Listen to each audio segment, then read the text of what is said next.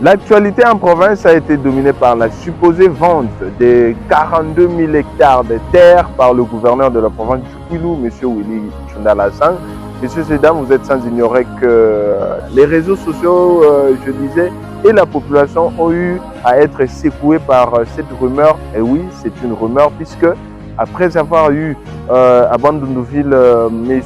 Alpha Luma, commissaire général en charge de l'énergie de la province du Kwilu, qui a parlé au nom du gouverneur de la province, qui a d'ailleurs démenti cette information.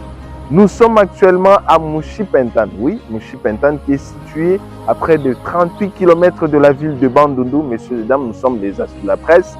Nous poursuivons l'actualité partout où elle nous envoie. Voilà pourquoi nous sommes venus sur place à Mouchi-Pentan, accompagner cette délégation avec à sa tête M. Alpha Luma, qui est commissaire général en charge de l'énergie, membre du gouvernement Itundala. Question de venir dissuader la population concernant cette rumeur qui a affolé la toile, notamment sur la supposée vente de ces 42 000 hectares et au niveau de Mouchi-Pentan. Donc, tout compte fait, M. Alpha Luma a eu tour à tour à présenter devant les chefs de ce village, au village Mouché, où il lui a expliqué également à sa délégation qu'il ne s'agissait pas d'une vente, mais plutôt d'un protocole d'accord entre le gouvernement provincial du Kwilu et la société Cap Congo pour développer notamment cette contrée à travers cette société, une société qui devra fournir notamment, évoluer dans la sucrerie et autres. Et d'ailleurs, il leur a expliqué, il leur a fait savoir qu'il ne s'agissait pas d'une vente, mais plutôt d'un protocole d'accord et que la population sur place ici en serait bénéficiaire. Donc là, nous étions à Mouché, là où se trouve le chef de terre, Mouché qui est situé à près de 2 km de Mouchi-Pentan.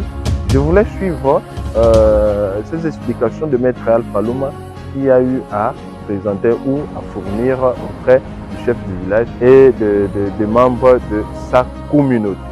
Merci Ntete Mingi, merci. N'a pu la me disposer tant à Beno. Un appel brisque. Je me salande, me vingi la betu ça betu solo. Bantu ya me vanda na ntima yambi, me pesa nsangu yambi. Botu bande, gouverneur meteka 42 000 hectares. Uteka meteka yo, boke kula bantu nyonso wapi, na babwala, na babisalo na bo.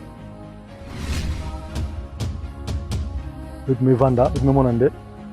Na gouvernement ina kuna ya Bandundu, ya Kwilu, na chef leke na Bandundu, munu mwana na benu, Maître Alpha Luma, muge représenta benu na gouvernement ina. Mule bika ve, nsangu yambi, yo baka place, yo tambula, alors que réalité est qu'empila yankaka. C'est comme ça mutu ba fait, il faut mukuma tina boala, musolo na banfumu, na ba notable, pour comprendre ikuma ya makambo bomewa. bantu ya mpila na mpila mekwisa nyonso nanki kusosa mpila ya kuvutula projet ya Mushipentana yake bamvula na bamvula mebikala bonso di solo yota salama ve imekoma bonso di solo alors que kabetala kuna betamona kena bampangi mingi mebika babola na bontama bomukisa vanda pana samuna projet banka mefuaka banka mebuta bana mebikalaka pana projet ngo ke salama ka ve tala bampangi na betu ya Cap Congo mekisa mona gouverneur betu projet inki mebwa bubumbasi betu betike na mwambongo betike na mbongo kutula pana sa projet kusalanki yo kuvutuka betu relancer la bisalo betu mekuma na étape ya nsuka ya ke salande ba nuzo préfabriqué yake na Kinshasa samuna ba travailleur ba matériel samuna usine yo kuisa déjà na bandundu nentangu ina ya bantu ya mauvaise foi kezo bebisa muntu kusabe nouvelle protocole d'accord ya gouverneur me signé yo kele sambu na ku relancer projet Mushipentana yai ya betu vingila mvula na mvula bantoto yai ya kele ya babuala loboke bingayo na français ba terre rurale ya ba communauté locale yina même ba chef loboke lawa boke sedayo ve bantu mo siveta katuka na bola na bo parce que projet Mushipentana ke salama ve banani takuna nkuku banani takuna manyoko banani takuna na masango n'est-ce pas banta boala alors kana kula bantu nyonso na baboala sabu ni banani bosala kisana baboala nyonso tabika la place yokele bantu abola la place na ba kosala kisalo sana kudia yo takwenda ve muntu tateka yo kele ve muntu bameteka yo akele ve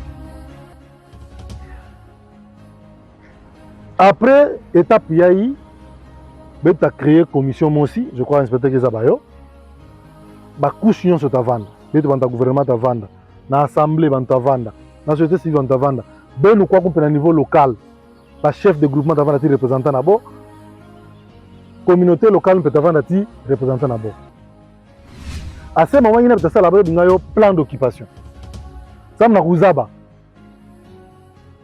espace yango ya bo pesa projet Mushipentana kele wapi Niki kifulu nani kele pana.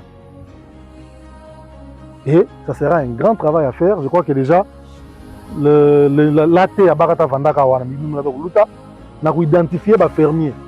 Je crois que ça va yodia. Vous comprenez? Donc qui salu na me salama déjà, mais peut-être ka commission na kuzaba ba nani ke na kati ya ba espace ina, ba nani fete kwenda, ba nani fete bikala. Vous comprenez? Donc mtoto mete kama ve betike na mfunu izini ya ikusalama yo tumbo tunga izini bisalu kusalama bampanga ke na bola bozwa kisalu banzila kukuma mbote botungula betu mwa ba école mwa ba hôpitaux biloko vandaka développement ke kuisave na ba songi ya ba politiciens développement ke kuisave na ba mazu développement ke kuisa kana beke na kivuka beke wakana beke zwa bampanga ke na mbongo ebeleke za sala kisalu na benu le développement salanki yo kuisa Izini ya bege monawa, yotabaka plus de 10 000 agents. Donc, bantu tasala kisalu, vanda bantu ya biki, na bantu ya nganda, 10 000 personnes. Donc, na konso boala ya groupement Pentana, tia ba groupement yankaka, beta sentir moi action ya projet ina. Donc, na konso groupement, moi hôpital, moi école, moi ba droit ke pesama, moi kisalu ke salama, babilanga na tasalama kana ba pisika, bantu ke sakula bilanga. Bantu ya boala, bantu ya kuna, bantu ya boala. Donc, beta sentir mouvement ta kota. Bantu ya tina boala, ya kwena na cité na ville, bota vutuki la benoir. Na ça sosa kisal. Alors, nous on a besoin de ça. Oh non, gouverneur que ça qui m'a sivé. Banda kotaka, oui, gouverneur met ça ba investisseur bon me kuisa. Beko mo kangela bo porte. Ba investisseur ki na mbongo na bo to vete investir, bola kanguka minga ta kota wa courant kota na Mushipentana. Kurata katoka na bendela wa zulu ti na Mushipentana. Bongo zola boko songa be vérité nde bantu na ke kuisa ça na ku relancer projet Mushipentana. Mais bongo zola non, bon meteka bantu na ben. Donc bon met ko alarmer bantu nyonso. Alors que en réalité ça n'a rien à voir avec bantu to kuteka. Nani meteka ntoto? Ateka yo na kwa. Ça, c'est le protocole. Le gouverneur met autant d'hectares dans montant tel. Non. Le gouverneur n'a pas payé ça déjà à Wabanantama, dans la platinum. Mais tu l'as dit, pancarte de mon. Donc, il y a un projet, il y a un tama, et il fait ça l'effort pour que il tout relancer. Il kangula ntima, bantu atasala bisalu awa, muntu la ve, makele le kuvanda ve, bentamona ba mindele ya mpila na bila takusawa, na ba pareil nabo na kutala, inki place ya mfunu ya bisalu ngaku salama. Be yambabo. Be pesa bo nzila, be accompagner bo. Songa na ba jeune bo accompagner bo parce que avenir nabo ya mbasi ke dépendre na izini yai ya Mushipentana. Voilà, justement après cette adresse, si on peut le dire, ou cette mise au point faite par Maître Alpha Luma, je vous laisse à présent suivre le mot du chef de ce village, celui auprès de qui selon lui, puisqu'il a dit, il y aurait des gens qui seraient partis le voir pour le dissuader, pour lui dire que ces terres auraient été vendues par le gouverneur de province. Et lui, qui a fait le mea culpa et a présenté ses excuses auprès du gouverneur également, auprès de la population, car lui également a compris qu'il a été induit en erreur. Mon chef Sawa, Mbuta, il y a tribu Boma. Tribu Boma, Mbuta nabo, ke Mouni. Chef Médaille, il y a tribu Boma, Mounandiaï. Hein? Mounandiaï. Mouke tuba mutina.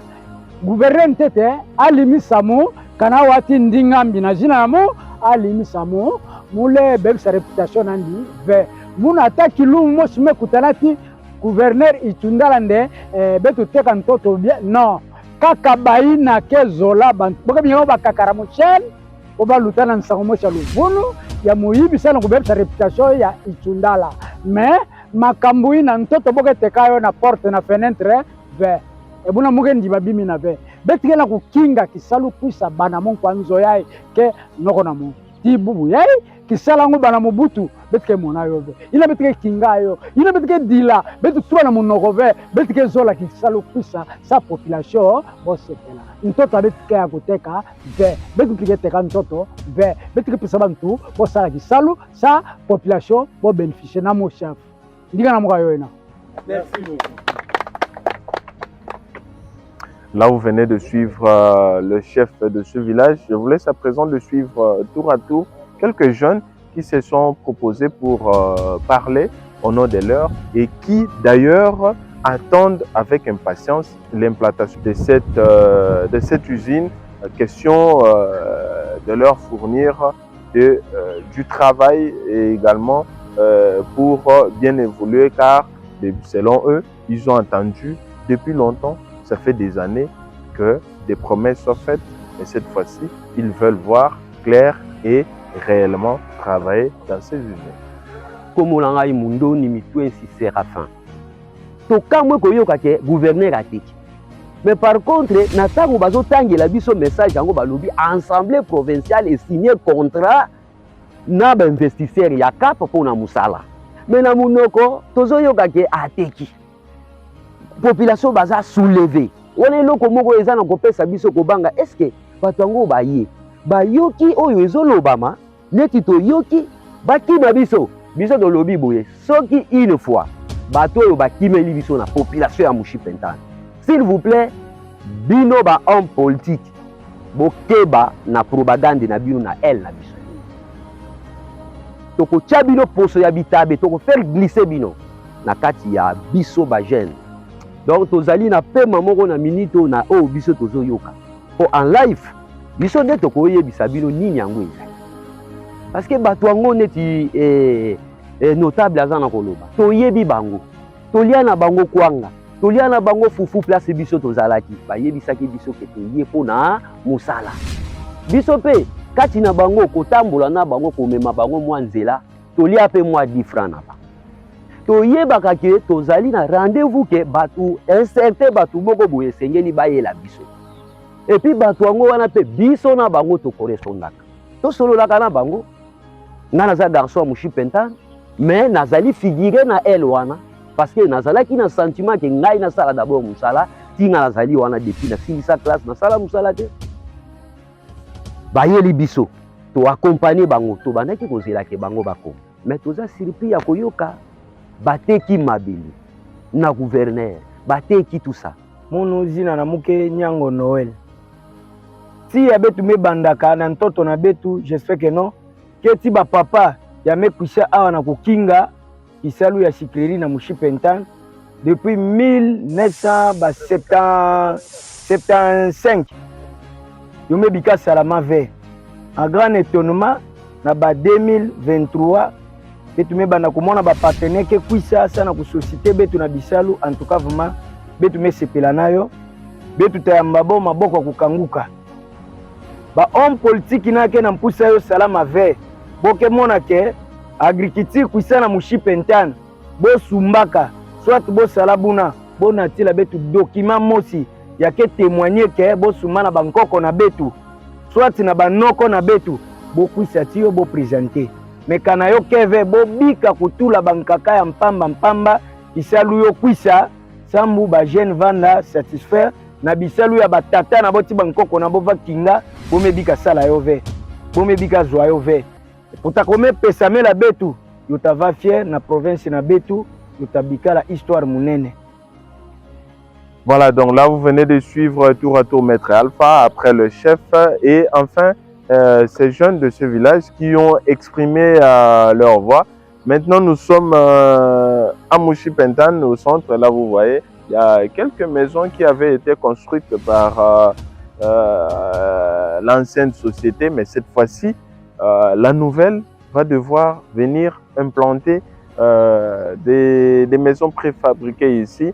Et nous apprenons d'ailleurs que dans quelques jours, une petite délégation de cette société Cap Congo viendra ici sur place à Mushipentan, question d'étudier le milieu et procéder à de premières bases. Voilà, nous sommes accompagnés de Medo Kitudi qui assure également la vue aérienne. Nous allons par la suite prendre Maître Alpha Loma, question de nous résumer sa descente ici à Mushipentan et ce au nom du gouvernement provincial.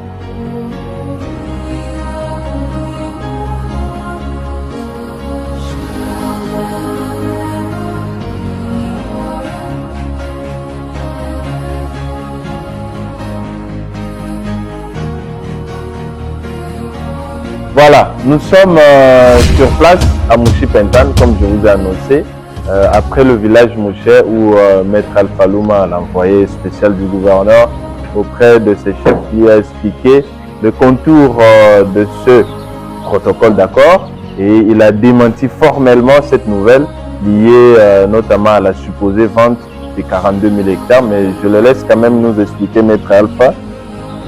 Il suffisait vraiment de faire le déplacement de Mushipentan. Merci de l'opportunité. Cette descente a été très indispensable parce que nous ne pouvons pas laisser la rumeur prendre la place à la vérité. Vous avez vous-même suivi le mot de chacun de ceux qui ont été avec nous en Mouché, le chef, la population, les travailleurs. Tout le monde ne jure que sur la relance du projet Mushipentan. Un projet que nos ancêtres ont laissé. Les Ambouya, tous les grands chefs d'ici ont laissé ces projets-là.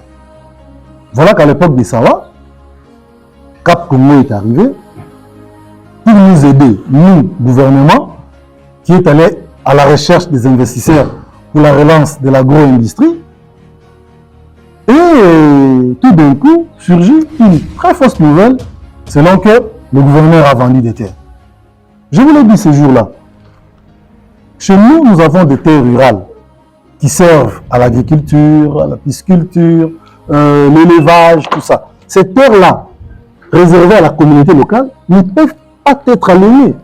Bon, puisqu'ils disent que vous avez vendu 42 000 hectares et ces 42 000 hectares, si on peut le convertir à 42 km, ce qui veut dire même les villages, même Mushipentan, elle-même, bon, la communauté, va devoir être reprise par cette société. Non. Je l'ai dit, le gouverneur n'a pas vendu 42 000 hectares. Ok. Le gouverneur a cédé 42 000 hectares de terre à la société Cap Congo en vue de relancer le projet Mouchi-Pentang. Mais dans ces 42 000 hectares-là, mis de côté les terres des communautés locales. C'est-à-dire que tous nos villages resteront tels quels. Ils vont se verser dans l'agriculture et consorts comme d'habitude.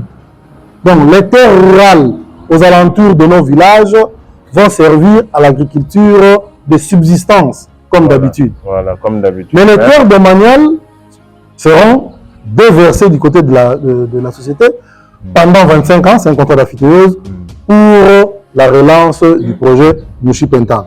Quels sont les avantages alors de villages qui seront inclus dans cette superficie-là?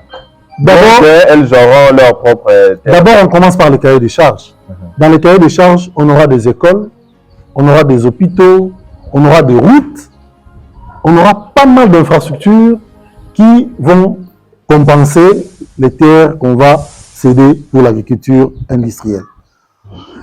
Ça, c'est d'une part. D'autre part, tous ces villageois, parce qu'au moins dans chaque coin de notre secteur Congo-Kassai, on aura des champs du projet.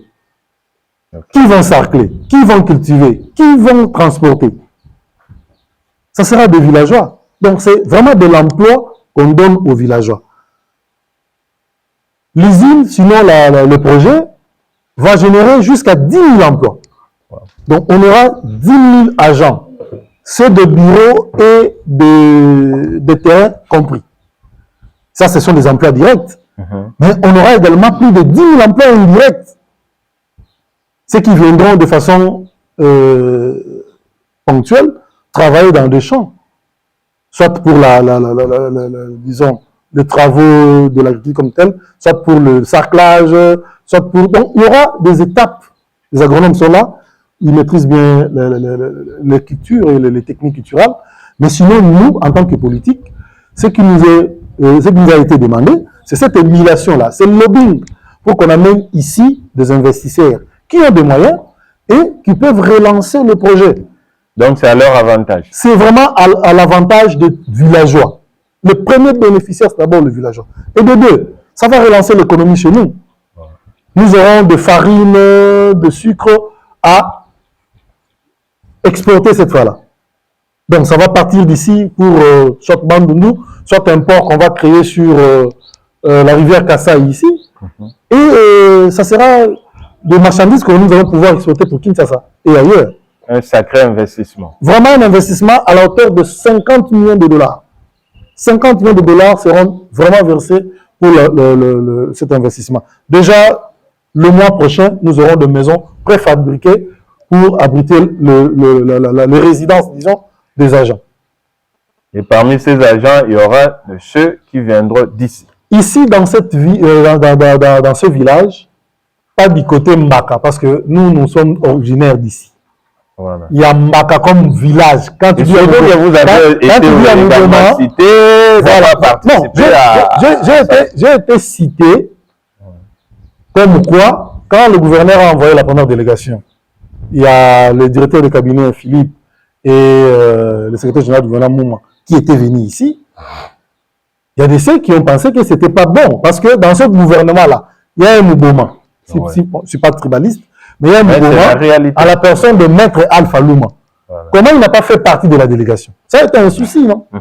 Je suis venu avec vous. Ouais. Vous avez senti que c'est un peu différent. Oui, bien sûr. J'ai été accueilli par mon papa qui est chef de groupement ici. Et vous m'avez vu avec des policiers? Non. Pour vous dire que vous êtes chez vous. Je suis chez moi. Je suis chez moi. Et donc, vous allez faire du mal à vos frères. Voilà. Donc, je ne peux pas admettre que le gouverneur vende des terrains au détriment de mes frères. Non, ça, je ne peux pas. Okay. Ainsi, je viens pour couper court à ces débats, dire qu'il ne s'agit nullement de la vente des terres, mais plutôt de cession pour 25 ans pour la relance du projet Mouchi-Pentang. Okay. Il est vrai qu'après la descente sur terrain, on va constituer une commission. Une commission qui va exécuter le plan d'occupation. C'est-à-dire, on va voir. Nous avons les hectares nous laissés par le projet, mais également, on doit étendre les champs. Qui est où et qui fait quoi? Il y aura toute une commission qui va travailler là-dessus. Si on sent que vous n'êtes pas utile pour nous, depuis qu'on vous a cédé des terres, on récupère au profit de ceux qui peuvent mieux investir. Et ça, c'est légal. C'est légal, c'est légal. En fait, la loi prévoit l'expropriation pour cause d'utilité publique. Voilà. C'est légal. Et dans le protocole d'accord, c'est dit, nous signons pour 25 ans, mais dans le strict respect des textes, tant légaux et réglementaires à la matière. Voilà. Maître Alpha, derrière la caméra, bandeko na bazawa, naba o balanda on a TV, naba o baza sur place awa. En résumé, nini okoko yebisa bango sur relance ya activité ya Moussi Pentane et oyo ndenge balobaki que gouverneur ateki mabele na bango. Merci Ndeko Patrick. Je crois que Tangoye Awa, au moment que Batunyoso, caméra gros tamboula, Batunyoso, Bazana Isengo, comme on a été, projet Oyo, Yambaloyo, Iso Salé. Et c'est mon point à Bango. Bango ne se peut même Bazawa, Baïbi, que le gouverneur a été qui m'a belé. Le gouverneur a inventé le côté, parce que dans mon on a besoin de voir comment maman le yenge belé. Ce que le gouverneur a dit, bon, n'est cap Congo aé. Nane mabango na idio fato la kikwiti. Biso ka le tongo to chama kele là. Ouais, mais gouverneur on a biso te. Baka ni ça mais na idio fa. Gouverneur a minongo na Moussi Pentane. Mais yo ka ninga ba changer malo. Ah te ateki. Eza lokuta ateki mabele. Non. Projet Moussi Pentane banana gouverneur Ichunda la te. Projet bami kala.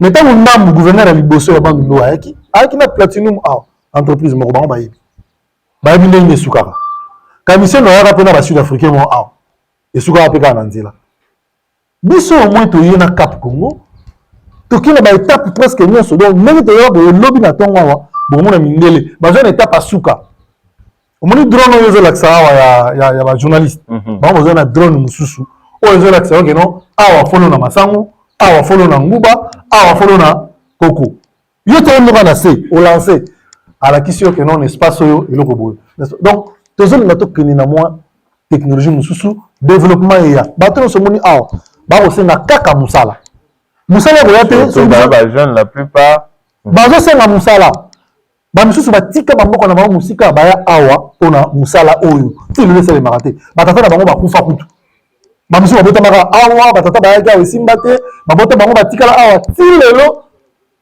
bamona yango projet yango te à part moi bandako etongama kala na ba oyo bango bavanda kuna donc bango ndenge baza awa bazozela kaka relance ya projet Moussi Pentane ainsi baza na esengo komona te gouverneur andimi asigné yoma alobi na mona na miso bozwa mabele yango bosala na musala na mo. Vous comprenez? Maintenant, ndenge ya pesi mabele wana basala musala à tenir compte na ba village na biso. Donc ba place to sala bilanga na biso poto lia. Wana to simba monte to simba motika. Wana ko tikala parce que bandeko ba osala misala na mboka wana à part misala ya projet ba osala. Metango ba ozonga. Madame face à la moi fufutolia. On sala fufuna bilanga projet. Même ce que la kulungongo, au moment ba biso no oyo bilanga ya projet. Ouana, il y a population. Tu sais voir même la différence sur base de la culture. Voilà, il y a projet, hein? Moi, technique, il y a population. On a bien scindé partout dans chacun des villages où le projet est allé. Alors, comme c'est un méga projet, et qu'on touche le village de la c'est-à-dire que dans chaque mboka, on va ressentir les effets collatéraux du projet. Tous les bateaux vont financer. C'est vraiment un grand investissement. 50 millions de dollars les ans. Et c'est belé. Voilà. Torumina Souka, Bandeo Balandio. Évitez ceux qui m'ont posé la question. Vous en avez c'est la force. Pour souffrance, c'est belé. Vous avez le côté belé. Mais, moyen koboya nanu pe ondima pe totalaka na terrain mais côté pe toza tana problème moko te soit disant ba gens superintendant baza kotomboka tomboka na pasi na faso toza na kotomboka te toza na kosepela tozomona kutu keno parfois bakosa biso ebele mais totala nanu cette fois-ci soki komaka bakoya baya tokontinue souffrir na bango elongo tosala mosala. Voilà, nous sommes arrivés à la fin de notre petit entretien. Nous sommes à Mouchipentan, accompagné de Maître Alpha Luma qui a été dépêché sur place pour essayer un peu de comprendre ce que veut la population et vous avez suivi, la population veut que Mouchipentan puisse être relancé afin d'y travailler et de bénéficier quelque chose.